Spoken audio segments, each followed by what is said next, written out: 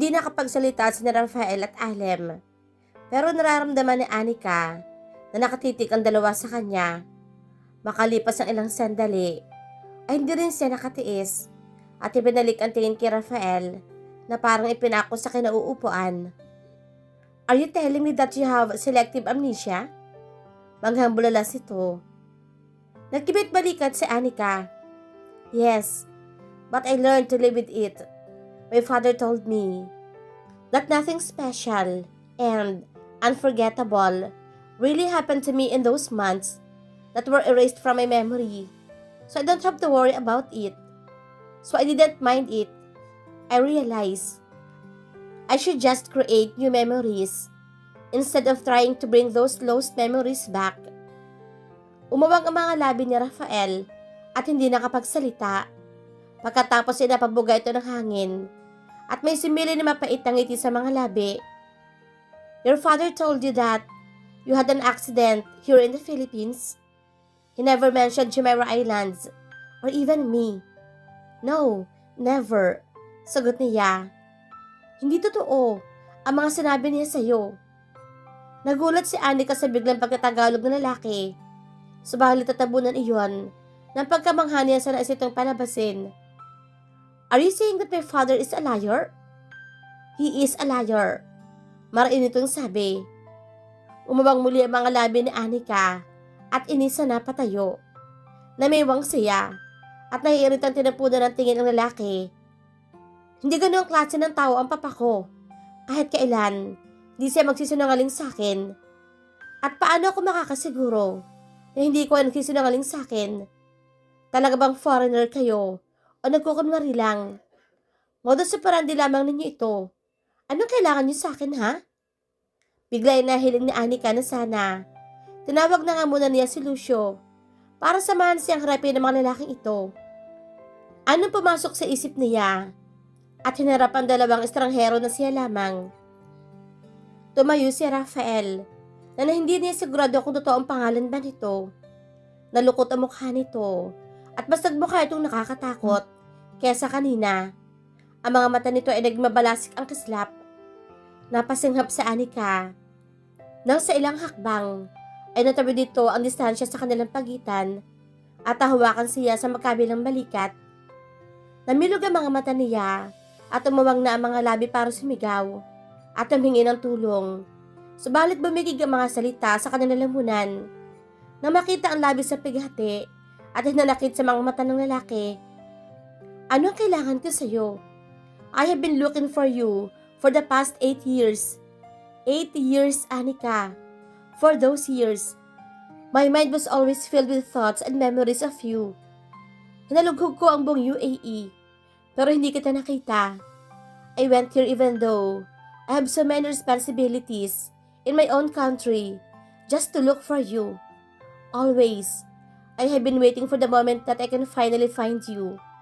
I breathed, I lived, just for this moment.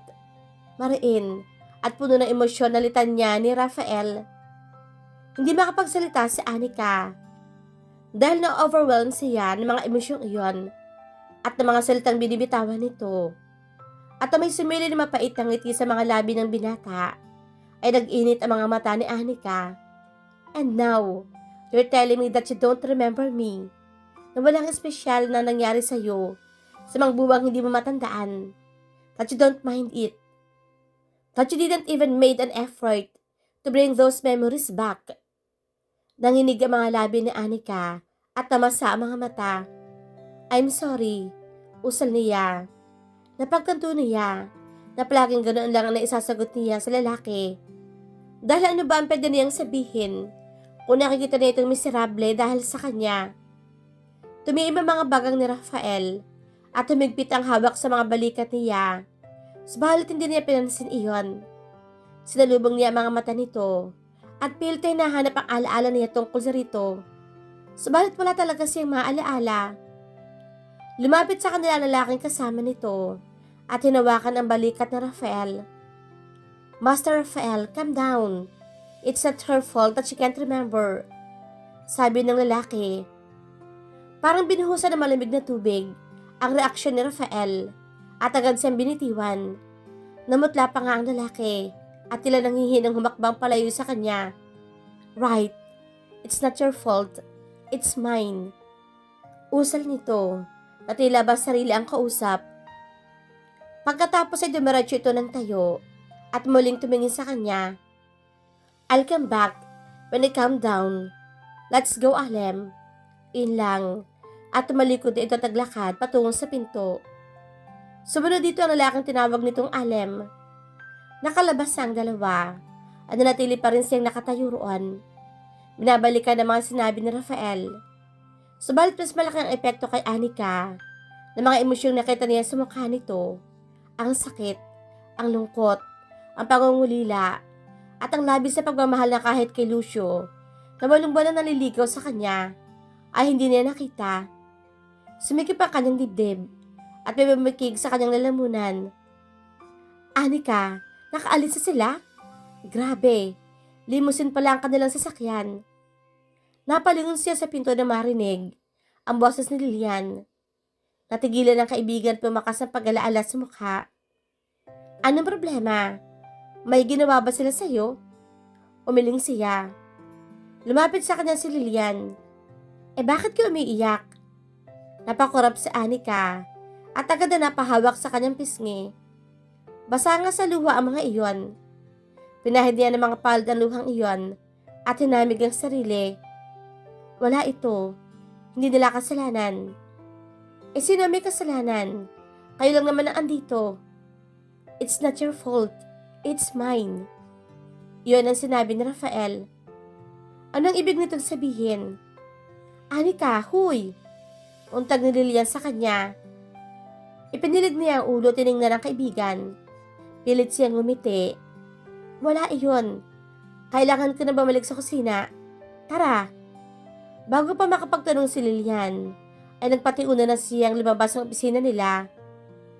Nanghihinang napasandal sa backrest ng limousine si Rafael. Nalaglag ang kanyang balikat at mariin siyang napapikito pang hamigin ang nagwawalang emosyon sa kanyang dibdib. Si Alem ay tahimik lamang na nagmamaneho. Kung pupunta saan ay hindi niya alam dahil walang sinabing siyang lugar kung saan sila pupunta. Sa mga sandaling iyon kasi ay iba na sa kanyang isipan. Sa mga nalaman niya mula kay Anika, especially the fact that she can't remember him. Sa dami ng beses na nakinita niya ang muli nilang pagkikita ni Anika, ni hindi sumagi sa kanyang isipan ang posibilidad na iyon. Subalit kahit siguro na isip niya, hindi pa rin mababawasan niyon ang sakit na nararamdaman niya sa katotohanang nakalimutan siya ng babaeng pinakamamahal. Habang bawat umaga ay si Anika na iisip niya at mga sandaling pinagsamahan nila noon. Ang dalaga ang nagdesisyong magpatuloy sa buhay kahit walang anong alaala ng nakaraan nila.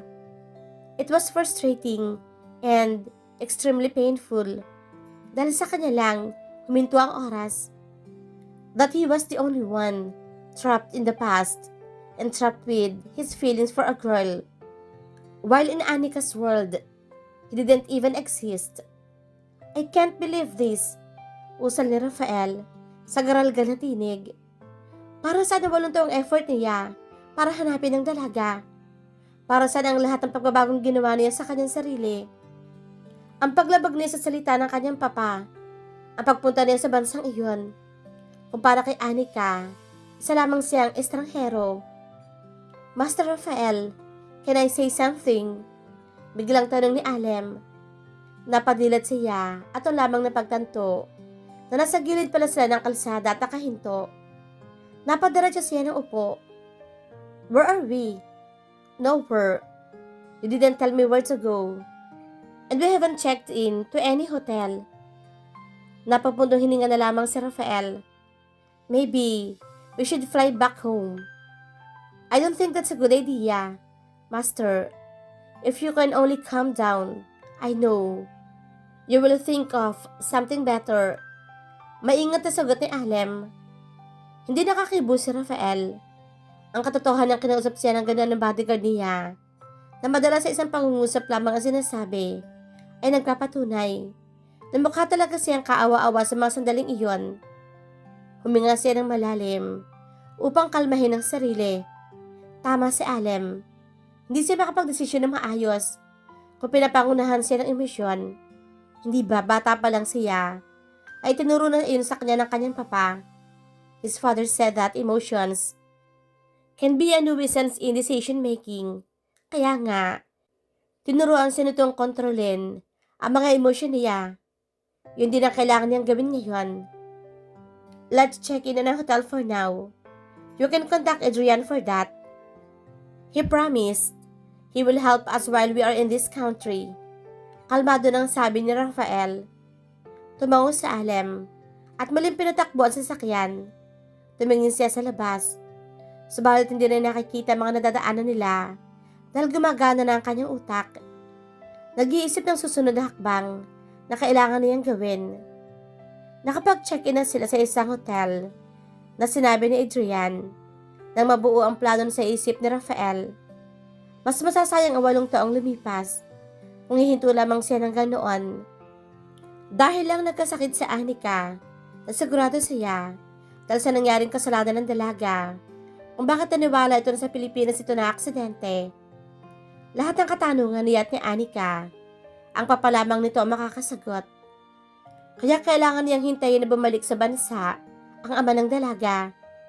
Habang naghihintay, gusto ni Rafael na palagi makita si Anika. Baka sakaling may matandaan ito kung palagi siyang lalapit sa dalaga. O kung talagang hindi na bumalik ang alaala nito, may isa pa siyang solusyon. He will just make her fall in love with him again. Sigurado na imposibleng iba ang maging reaksyon ni Anika sa kanya kumpara noon. May posibilidad na baka hindi siya nito magustuhan kaagad. May posibilidad na itabay siya nito dahil galit ang dalaga nung umalis siya kanina. But he will not relent.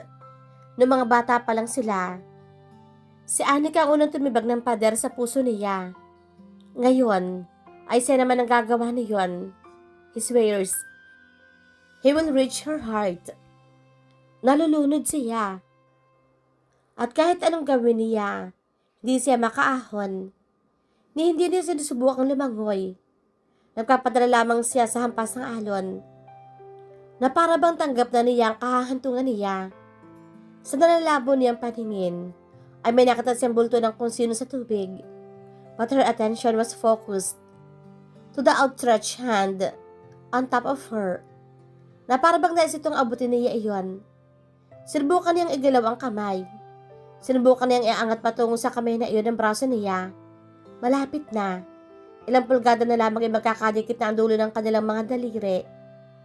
Napadilat si Anika at ang una niya ng pagtanto ay nakataas ang mga kamay niya na tila may inaabot sa kisame ng kanyang kwarto. Lang sandaling hindi siya kumilos dahil disoriented pa siya. Napanaginipan ko na naman. Usal yan sa sarili.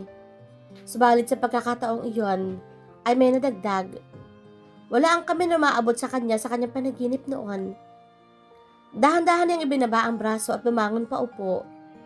Napatingin siya sa bedside clock. Wala pa ang 5:00 ng umaga. Wala pa noon. Kahit at sa ospital siya at nagpapagaling. Hindi na niya kailangan pa ang alarm clock. Talkusa siyang nagigising bago mag 5:00 ng umaga.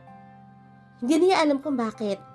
At kahit ang kanyang papa ay walang paliwanag doon. Tumayo siya at lumapit sa bintana ng kwarto upang hawiin ang kortina. Napangiti si Anika na makita. Papasikat na ang araw. Kita kasi ang sunrise sa bahaging iyon ng kwarto niya sa ikalawang palapag ng bahay nila. Nung una siyang dalhin doon ng kanyang papa, pagkalabas ng ospital, ay pinapili siya nito ng silid. Pinili niya iyon dahil sa sunrise. Umupo siya ng divan na nasa tabi ng bintana at tumitig sa nagpapalit kulay na kalangitan at sa kung anong kadahilanan na hindi niya may paliwanag. Biglang sumagi sa isipan ni Anika ang lalaking biglang sumulpot sa restaurant nila kahapon na para bang isang hari mula sa kung saang bansa at may bitbit pang kanang kamay. Marahil ko nangyari sa kanya iyon noong teenager pa siya.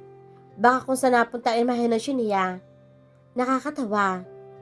But she used to believe in fairy tales then. Bigla lamang nawala ang interes niya doon. Namagising siya sa ospital at malaman niyang na-aksidente siya. Kasama ing nawala ng mga alaala niya sa loob ng ilang buwan na nabura sa kanyang memory. Ang sabi ng kanyang doktor noon, normal daw na pangyayari iyon para sa may selective amnesia. Hindi lamang pangyayari sa buhay niya ang nawawala, pati daw ang mga dating interes niya ay posibleng mawala. Minsan daw, ay may mga pasyente na bigla na lamang hindi nagagawa ang mga dati ay kaya nilang gawin. May mga swimmer na hindi na makalangoy, mga painter na hindi na makaguhit, at kung ano-ano pa. Mabuti na lang siya at hindi nawala ang pagluluto sa kanya matapos ang aksidente. Kaya kailang sabihin ng kanyang papa na wala siyang dapat ipag-alaala dahil wala naman daw siya masyadong nangyari sa ilang buwan na hindi niya maalaala. Ay hindi na masyadong pinakaisipan ni Anika ang tungkol doon. Dahil kung hindi nawala ang kanyang kakayahan at hilig sa pagluluto, ano pa ba ang pwedeng nawala sa kanya na importante? We met 8 years ago. For those years, my mind was always filled with thoughts and memories of you. It was my fault. Napahawak sa dibdib si Anika na para bang may nais abutin ang mga daliri niya roon. Pero wala siyang ibang nahawakan kung hindi ang sarili niyang balat. It was a habit that even Lilian and Lucio had noticed since long ago. Palaging ganoon ang ginagawa niya kapag may naiisip o nababahala siya tungkol sa kung anong bagay. Katulad ngayon, napilit niyang inaalaala si Rafael, subalit hindi siya nagtatagumpay. Isa na lamang naiisip niyang paraan upang malaman kung sino ang lalaki sa kanyang buhay noon.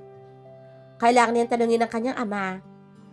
Kaya lang, noong huli silang nag-usap, ang sabi ng kanyang papa, pagbalik na lamang daw ng Pilipinas sila magkakausap ulit. 6 na buwan ang kontrata nito sa cruise ship at 5 buwan pa lamang mula nung maglayag iyon. Pagbalik ng kanyang papa, ay saka pa lamang niya makukuha ang kasagutang hinahanap niya. Napabuga ng hangin sa Anika at inalis ang kamay sa ibabaw ng dibdib. Tumalikod siya sa sunrise at nagsimula magtungo sa banyo upang magligo at magbihis. Si Lucio ang madalas nagbubukas ng restaurant habang siya naman ang taga-sara. Dahil mas malapit iyon sa kanilang bahay kaysa sa apartment ni Lucio. Bukod doon, ay ang lalaki ang in charge sa breakfast at merienda sa menu, habang siya naman ang sa main dishes. Pero ngayon, ay parang gusto niya magpunta ng maaga, para kasing may humahatak sa kanyang mga paa na hindi niya mawari. Kaya pinagbigyan na lamang niya udyok na iyon. 6:30 ay nakarating na ng restaurant si Anika. Sa backdoor siya dumaan. Dahil 30 minuto nang bukas ang restaurant at sigurado may mga customer na silang kumakain doon ng almusal. Malapit ang backdoor sa kusina, opisina at staff room kung saan nagbibihis at kumakain ng kanilang mga staff. Kaya sinasya tuwing pumapasok siya roon ang mabagong amoy ng mga niluluto sa mga salubong sa kanya. Kaya pagkabukas pa lamang niya ng pinto, ay nakangiti na siya at automatic kong huminga ng malalim upang langhapin ang niluluto ni Lucio.